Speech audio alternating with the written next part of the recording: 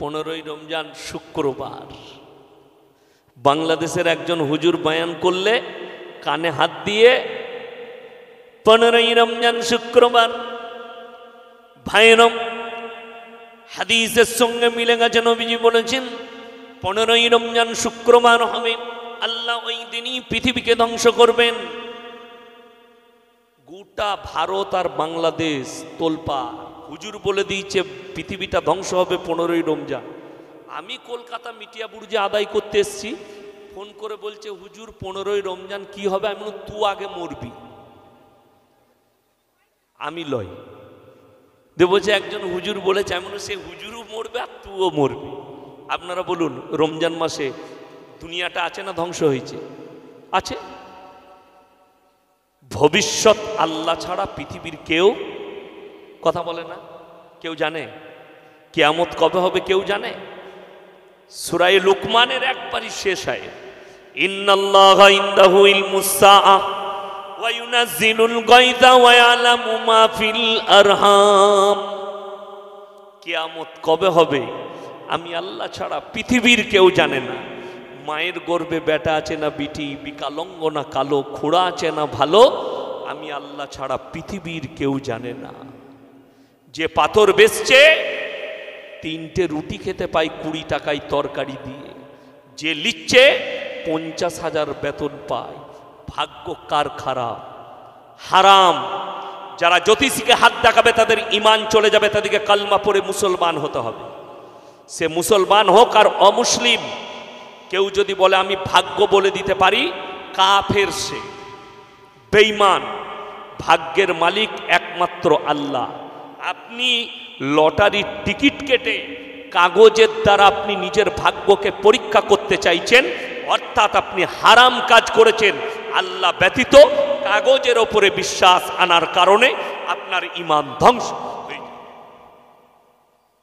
সকলে বলুন, রুজির মালিককে? আল্লাহ। রসুলের হাদিস শুনিয়ে অনেক চুনা মনে করে যাদের ঈমান কমজোর। আমরা আলেমরা বিশ্বাস রাখি রুজির মালিক, সকলে বলুন আল্লাহ। আমরা আলেমরা বিশ্বাস রাখি, তার কারণ কি? একটাই, আমরা প্রমাণ পাই, প্রমাণ দেখিয়ে দিচ্ছি আপনাদিকে। আজকে প্রমাণ দিয়ে যাচ্ছি। আল্লাহ রব্বুল ইজ্জত, রসুল সাল্লাল্লাহু আলাইহি সাল্লাম হাদিস বর্ণনা করলেন, যারা আল্লাহর রাস্তায় থাকবে, যারা দ্বীনের পথে থাকবে, আল্লাহ মৃত্যুকাল পর্যন্ত তাদেরকে ইজ্জতের রুজি দান করবেন। সকলে বলুন সুবহানাল্লাহ। ইজ্জতের রুজি, তার একটা প্রমাণ দিই। আমরা জলসা করতে এসেছি, ইমাম সাহেবরা সব থেকে ভালো খাবারটা কাদের দাস্তারখানে? কথা বলে না? আমাদের। ভালো খাবারটা বড় জিনিস নয়, ইজ্জতের রুজিটা হচ্ছে বড় জিনিস। যারা মনে করছেন হারাম হোক হালাল হোক টাকা থাকতে হবে তবে মানুষ, তারা ভুল পথে আছে। টাকা থাকলে ইজ্জত পাওয়া যায় না, টাকা থাকলে মানুষ হওয়া যায় না, টাকার দ্বারা সুখ পাওয়া যায় না। যদি বলেন টাকাতেই সুখ আছে, কলকাতায় গিয়ে সকালে প্রেসিডেন্টি জেলে গিয়ে পার্থবাবুকে জিজ্ঞেস করে আসুন, স্যার টাকায় কত সুখ? উনি বলতে পারবেন। গার্লফ্রেন্ডের ঘর থেকে 250 কোটি টাকা বেরিয়েছে, জেলেতে রুটি আর তরকারি খেতে হচ্ছে, ডাল। আল্লাহর কসম, এশার নামাজ পড়েছেন, হালাল রুজি রোজগার করেছেন, আপনার প্লেটে দাস্তারখান দিয়েছে, বিবির সঙ্গে এক দাস্তারখানে খানা খেয়ে বিবির গলায় হাত রেখে ঘুমিয়েছেন। সিজদায় পড়ে আল্লাহর কাছে শুকর আদায় করুন, আল্লাহ তোমার থেকে দয়াবান কেউ নেই। তুমি ইজ্জতের রুজি দিয়েছ, হালাল রুজি দিয়েছ, বিবির সঙ্গে মহাব্বত দিয়েছ। তা না হলে নদী পেরুলি কলকাতা, রাত 2টোর সময় ফ্ল্যাটে বাস করে, রাত 2টোর সময় মদ খেয়ে ঢুকেছে, BMW গাড়ি পার্কিংয়ে লাগিয়ে দিলে, ফ্ল্যাটে গিয়ে দেখছে বউ ঘুমিয়ে আছে কুকুরের সাথে, ও আন্ডার প্যান্ট পরে মদ খেয়ে সোফার উপরে, কোটি টাকার ব্যালেন্স। বিবির পাশে শুতে পাই না, বইয়ের পাশে কুকুর শোয়, ও শোয় মদ খেয়ে সোফার উপরে। এটাকে সুখ মনে করেন? এটা সুখ নয়, এটা দুঃখ। যারা টাকা আছে, বাপের টাকা নিয়ে যারা বারে যাও, টাকা উড়াও, তারা মনে করছে ওটা সুখ। আল্লাহর কসম সুখ নয়। যে ডাল আলু ভাত খায়, এশার নামাজ পড়ে, আর বিবির গলায় ফজর পর্যন্ত হাত রেখে ঘুমাতে পায়, তার থেকে বড় সুখ পৃথিবীতে কেউ নেই। উঠে ফজরের নামাজ পড়লেন, আল্লাহ আমাদেরকে সুখী করেছে। আলেম দিকে সুখী করেছে। আমরা আল্লাহ শুকর আদায় করি। সবাই নিয়ত করুন 5 ওয়াক্তের নামাজি হবো আজ থেকে। হাত তুলে বলুন ইনশাআল্লাহ। কেন? রসুলের হাদিস, যারা 5 ওয়াক্তের নামাজি হবে মৃত্যুকাল পর্যন্ত আল্লাহ তাদের রুজিতে কোনোদিন কমি দিবেন না। জোরে বলুন সুবহানাল্লাহ। অনেকজনার প্রশ্ন হবে, ভারতের সব থেকে বড় লোক আদানি আর আম্বানি, তারা তো নামাজি লোক, এত পয়সা তাদের এলো কি করে? তো আপনাদের কি মনে হয়, তাহলে আম্বানির যখন এত পয়সা আছে ও সোনার মুরগি খায়, তাই তো? কথা বলে না? সোনার মুরগি খাওয়া যায়, আলমারিতে সাজিয়ে রাখা যায়। আমি বোম্বে গিয়েছিলাম 4 মাস আগে, সফর ছিল।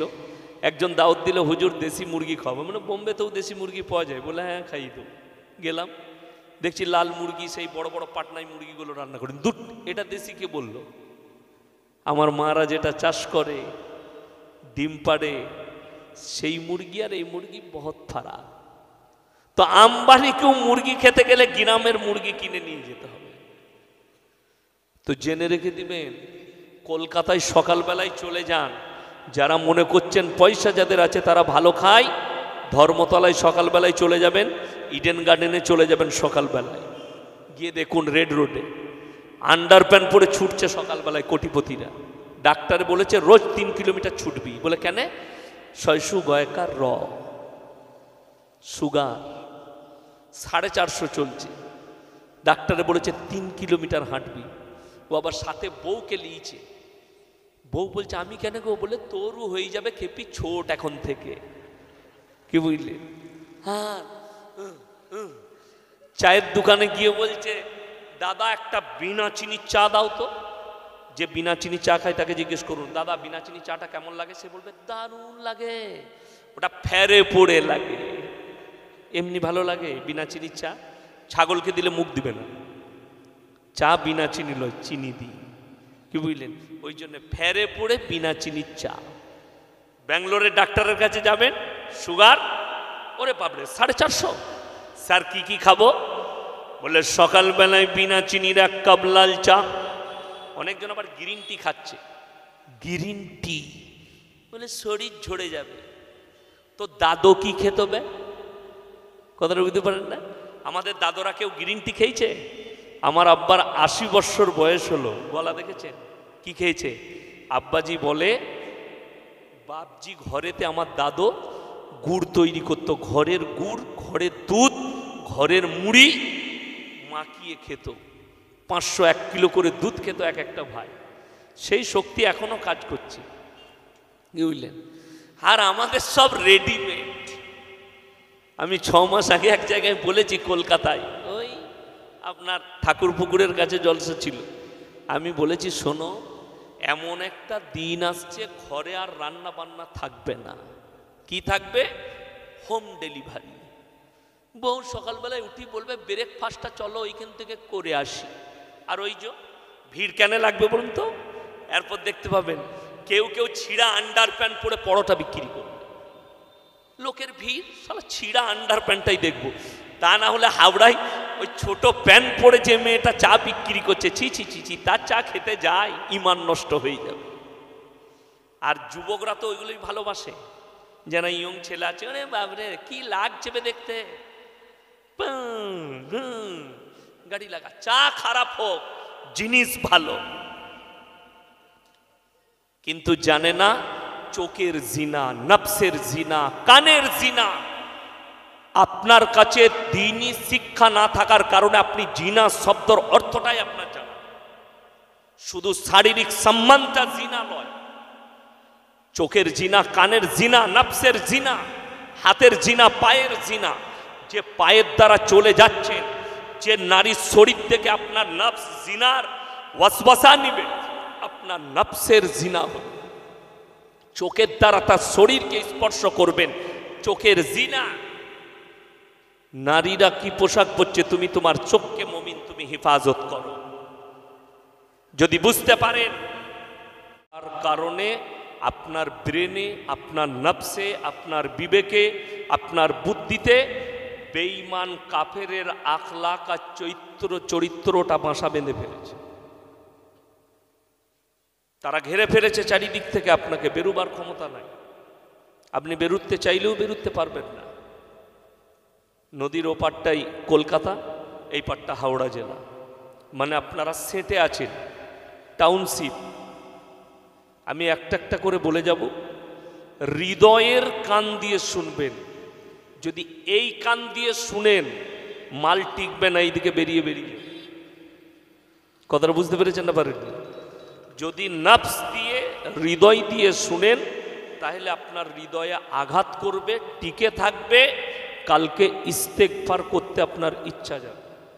আমরা যারা বসেছি সকলেই জানি, শুধু আপনারা নয়, কলকাতা নয়, গোটা ভারতের মুসলিমরা জানে প্রত্যেকটা মুসলমান নরনারীর জন্য দ্বীনি শিক্ষা অর্জন করা কি ফরজ।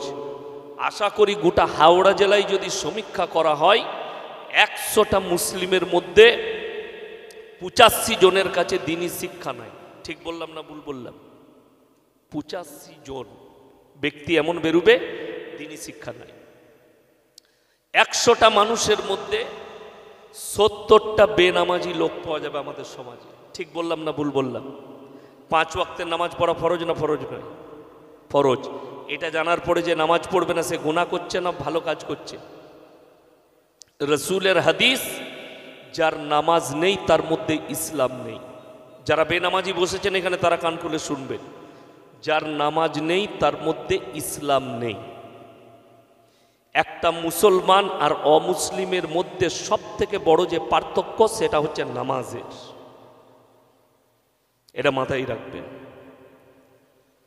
এই নামাজ মারাত্মক এমন একটা হাতিয়ার, যারা পাপে জড়িয়ে আছে। কোরআন বলছে, ইন্না সলাতা তানহা আনিল ফাহশাই ওয়াল মুনকার। নিশ্চয় নামাজ এমন একটা ইবাদত, মানুষ যখন অশ্লীল কাজ করে, সে যখন নামাজ পড়বে, তাকে অশ্লীল কাজ থেকে, খারাপ কাজ থেকে সরিয়ে ভালো কাজের দিকে নিয়ে যাবে। জোরে বলুন সুবহানাল্লাহ। তাহলে নামাজ একটা মারাত্মক দামি জিনিস, এবং ইসলামের দৃষ্টিকোণে নামাজ একটা মুসলমানদের জন্য ফরজ ইবাদত, অর্থাৎ সে নামাজি হবে। আপনি মুসলমান দাবি করেছেন, আপনি বালিগ হয়েছেন, নামাজ আপনার ফরজ। যদি নামাজ পড়েন না, আপনার মধ্যে ইসলাম নেই। এটা রসুলের হাদিস। চলুন, কোরআন এমন একটা মুকাদ্দাস কিতাব, গোটা পৃথিবীর বায়োডেটা আল্লাহ কোরআনে ভরে দিয়েছে। যদি আপনি চান, আজকে যারা আমাদের যুবক যুবতী যারা আছেন, তারা ভালো করে শুনবেন। কচি কাঁচা যুবক যুবতী যারা মনে করছেন যে যুগটা আমরা পেরুচ্ছি, এই মৌলবীরা জানে না এটা মডেলিংয়ের যুগ, যারা ভাবছেন, আল্লাহর কসম খেয়ে বলে যাচ্ছি, আল্লাহর কসম খেয়ে বলে যাচ্ছি, যেদিনে ইসলাম এসছে সেই দিনে মডেলিং ছিল, আজকে আছে, কিয়ামতের সকাল পর্যন্ত কোরআন এবং ইসলাম মডেলিং থাকবে। জোরে বলুন সুবহানাল্লাহ। তুমি যেটাকে মডেলিং বলছো, এটার নাম হচ্ছে বর্বরতার যুগ। বর্বরতা কাকে বলে? ইতিহাস খুললে পাবে। নবীজি সাল্লাল্লাহু আলাইহি ওয়াসাল্লাম দুনিয়াতে আসার পূর্বে যে যুগটা ছিল, ওটার নাম বর্বরতার যুগ। নবীজি আসার আগে মানুষের ব্যবহার কেমন ছিল, নারী পুরুষ কিভাবে চলাফেরা করত, জিনা তাদের কাছে আম ছিল, পরকিয়া তাদের কাছে আম ছিল, পোশাক পরিচ্ছদের কোনো কিচ্ছু ছিল না। মা বোন চিনত না জিনা সম্পর্কে। বোনের সাথে জিনা করত, মায়ের সাথে জিনা করত, বিটির সাথে জিনা করত। এটার নাম ছিল বর্বরতার যুগ। আল্লাহ রসুল সাল্লাল্লাহু আলাইহি সাল্লাম বললেন, হে আমার সাহাবীরা শোনো, আখরি জামানায় কিয়ামতের পূর্বে এমন একটা যুগ আসবে, পুরনো যুগের বর্বরতার যুগের পাপগুলো মডেলিং হয়ে তাদের কাছে ফিরে আসবে। আজকে একটা নারী, সে নিজেকে ছোট পোশাক পরিয়ে লোকের সামনে দাঁড় করিয়ে সে নিজেকে মনে করছে আমি একটা মডেলিং মেয়ে। কথাটা বুঝতে পেরেছে? কলকাতায় যান, আরো যারা আছে, এখন জানেন তো, যদি আপনি লোককে চিনাতে চান যে মানুষ আমাকে চিনুক, আপনি যদি আন্ডার প্যান্ট পরে চা বিক্রি করেন, গোটা ভারতের লোক আপনার কাছে চা খেতে আসবে। চাটা কেমন লয়, আপনার আন্ডার প্যান্টটার জন্য আসবে। কথাটা বুঝতে পারেন?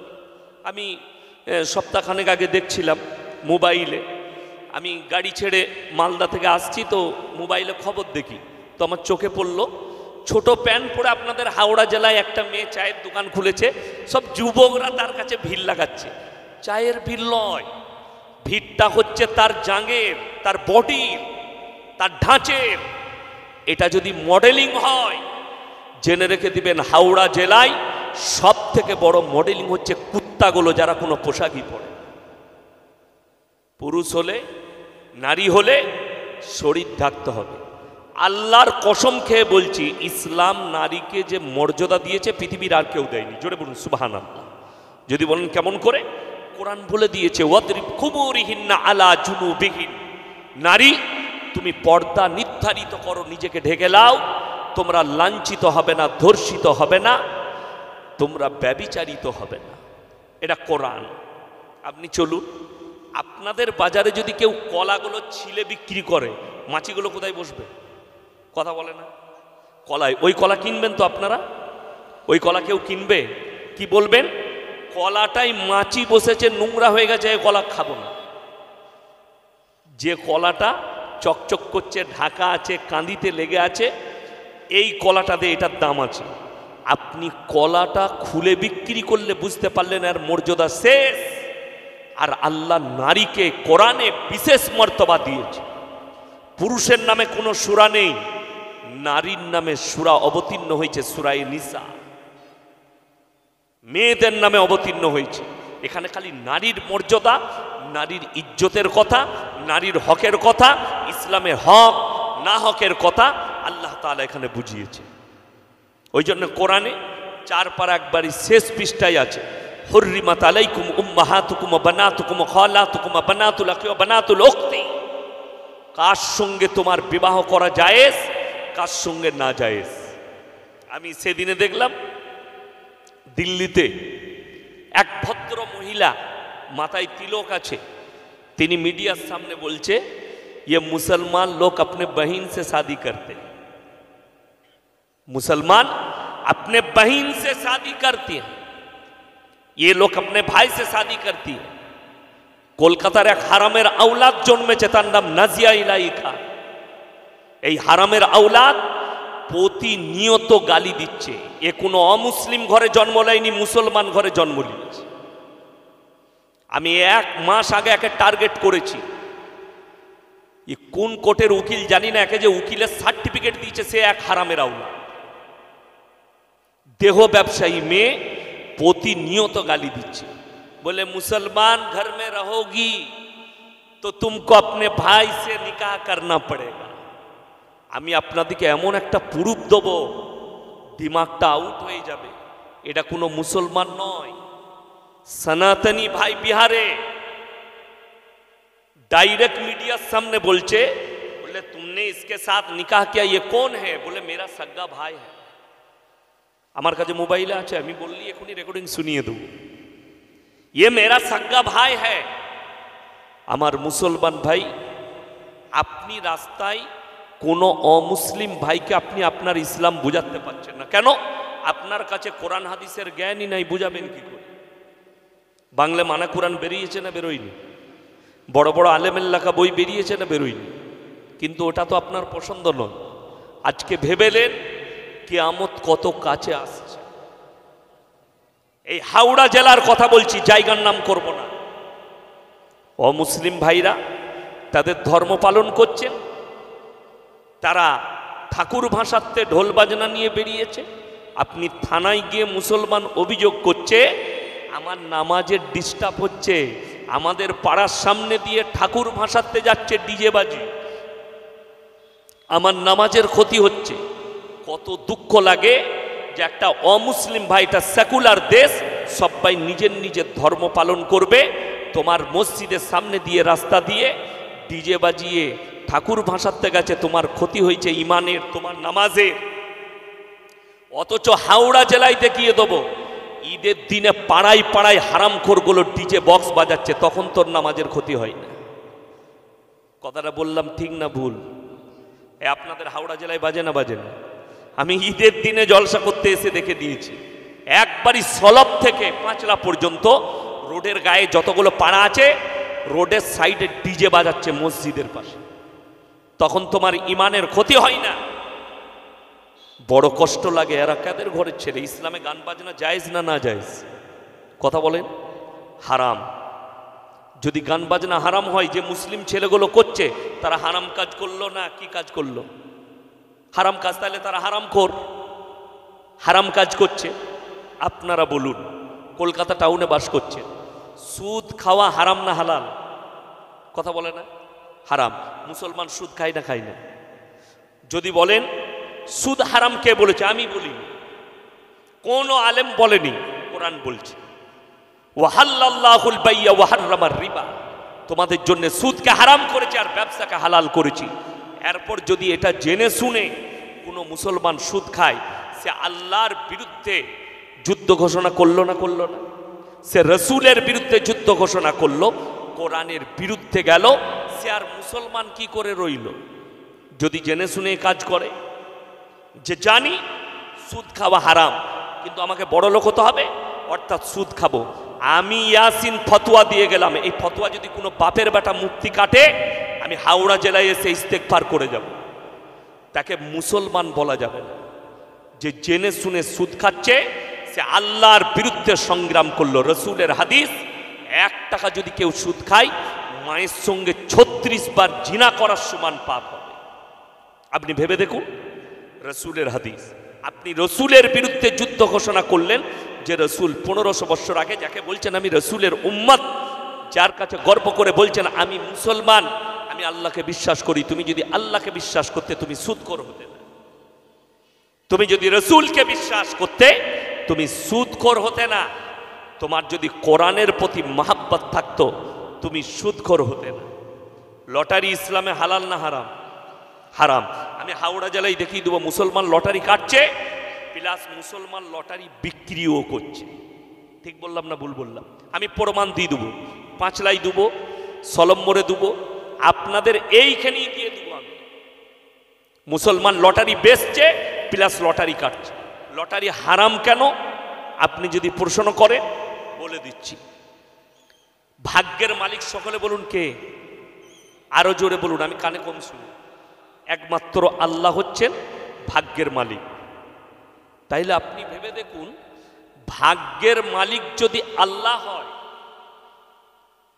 তাইলে একটু চিন্তা ধারালেন আপনি, যে আপনি বলছেন ভাগ্যের মালিক আল্লাহ। আপনাদের হাওড়া স্টেশনে যদি সকালবেলায় যান, গঙ্গার ধারে চট বিছিয়ে বসে আছে, ছিঁড়া চট, ছিঁড়া চট বিছিয়ে বসে আছে, অন্য তেল পাই নাই, হারামখোর সরষের তেল মেখে এইছে, সকালবেলায় তেল মেখে গা ধুয়েছে, সাবানও জুটে না তার, অ্যাটার্চি খুলে বসেছে। অ্যাটার্চিতে 50 রকমের আংটির পাথর, সামনে একটা কাগজ বিছিয়েছে, কাগজে বিভিন্ন রকম ছবি আছে। তার নাম জ্যোতিষী, তার নাম গণককার। দেখে বলে দিচ্ছে তোমার হাত দেখে, হাতকে দেখাচ্ছে। সাঁকড়াইল থেকে ট্রেনে চেপে হাওড়ায় নেমেছে, কলকাতায় চাকরি করে, হাওড়া স্টেশনে চাকরি করে। বর্ধমান থেকে এসে নেমেছে প্রফেসর, 1 লাখ টাকা বেতন পায়। মেডিকেলের ডাক্তার 70,000 বেতন পায়। নেমেই হাত দেখাচ্ছে, দেখো দেখিনি। ও দেখে বলে বিরাট গোলমাল তো, তোমার ভাগ্য খারাপ যাচ্ছে, প্রমোশন আটকে আছে। সে বলছে বাবা কি করব? এই পাথরটা নিয়ে যাও আংটির, এটা আংটি বানিয়ে পরে নাও, তোমার ভাগ্য ফিরে যাবে। কিন্তু দুঃখের বিষয়, যে নিচ্ছে সে 1 লাখ বেতন পায়, যে দিচ্ছে সে ছিঁড়া চটে বসে আছে। একটা পাথর বিক্রি হলে হাওড়ায় গঙ্গার কিনারায় 3টে রুটি তরকারি 20 টাকায়। দেখছেন না? আমি কালকে দেখছিলাম গাড়িতে আসতে আসতে, কি বুঝলেন, 30 টাকায় 3টে পরোটা, আনলিমিটেড তরকারি, একটা ডিম, 1 টুকরো কাঁচা পেঁয়াজ, একটা কাঁচা লঙ্কা, 30 টাকা, যাতে হয় না ট্রেনের টিকিট। ভাইরাল, লোকরা লাইন দিয়ে খাচ্ছে। জানি না কোন তেল দিয়ে পরোটা করে, আমি তো জীবনে খাই নাই। যাই হোক, এই রকম পরোটা খেতে পায়, এই রকম রুটি খেতে পাবে 30 টাকায়। সে যাকে দিচ্ছে সে অফিসে গিয়ে চেয়ারে পা তুলে বসবে, কর্মচারীকে বলবে কফি নিয়ে আয়, চা নিয়ে আয়, ছুটে গিয়ে চা এনে দিবে। পাথর নিচ্ছে সে, একবারও বলতে পারছে না তুই ছিঁড়া চটে বসে আছিস, এই ভাগ্যর পাথরটা তোর গলায় বেঁধেলে কাল থেকে মমতা খালার পাশে থাকবি। কথাটা বুঝতে পারেননি? ভাগ্যের মালিক সবাই বলুন কে? আল্লাহ। এই গত 15